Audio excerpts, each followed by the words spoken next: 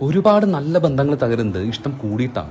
ഇഷ്ടം കൂടി തലയ്ക്കകത്ത് പിരിമുറുകുമ്പോൾ മനസ്സിൽ വെറുതെ ഒരു സംശയം വരും. ഞാൻ അങ്ങോട്ട് കാണിക്കുന്ന ഇഷ്ടമൊക്കെ ഇയാൾക്ക് എന്നോട് ശരിക്കും തിരിച്ചിങ്ങോട്ടുണ്ടോ? ഇയാൾ ഈ കാണിക്കുന്ന ഇഷ്ടമൊക്കെ വെറുതെ ആയിരിക്കുമോ? എന്നോടുള്ള എനിക്ക് കൂടുതൽ ഇഷ്ടം ഇയാൾക്ക് വേറെ അവിടെ ഉണ്ടായിരിക്കുമോ? പിന്നെ അയാൾ ചെയ്യുന്ന കുഞ്ഞു കാര്യങ്ങൾ പോലും സൂക്ഷ്മമായി ശ്രദ്ധിക്കാൻ തുടങ്ങും. അതിനെല്ലാം കീറി മുറിച്ച് ചിന്തിക്കാൻ തുടങ്ങും. അതെന്താ അങ്ങനെ ചെയ്തേ? ഇങ്ങനെയല്ല ചെയ്യേണ്ടിരുന്നത്.